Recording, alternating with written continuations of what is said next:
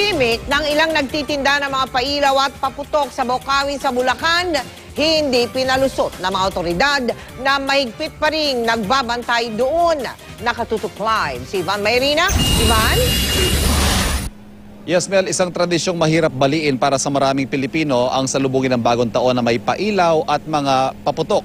Pero sa kabila niyan, Mel, ay kitang-kita pa rin itong tradisyon ito dito sa Bocaue, Bulacan sa kabila ng mahigpit na paalala at pagbabantay ng mga otoridad sa pagbebenta sa mga ito.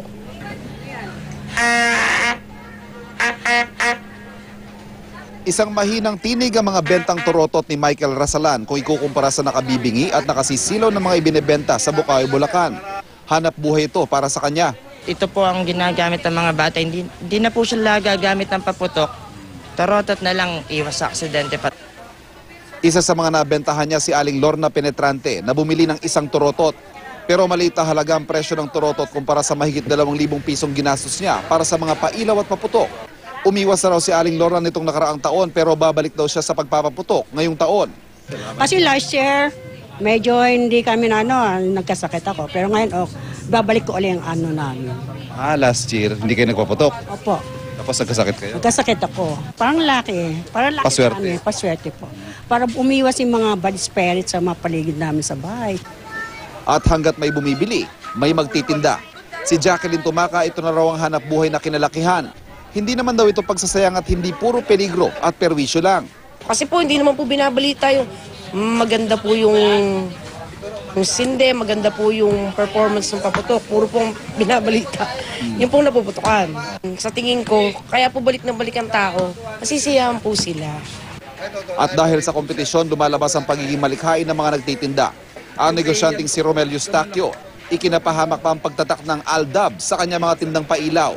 Maliban sa nakadisplay sa daanan sa tapat ng kanyang tindahan, wala rin daw itong PS mark na isang requirement ng DTI para sa mga ibinebentang paputok.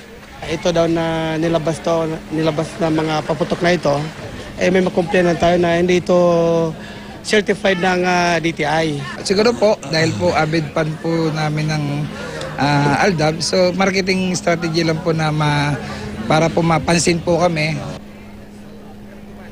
Samantala, Mel, siniguro naman ng pulisya dito sa Bocaue na inisa-isa nila ang mga manufacturer dito sa bayan ng Bocaue para masiguro na wala silang ginagawa o ibinebenta ng mga illegal na paputok. At kung meron man, ito daw ay kukumpiskahin at kakasuhan ang mga dapat kasuhan. Samantala, Mel, abiso naman sa ating mga motorista, mabigat po itong daloy ng trapiko sa NLEX northbound.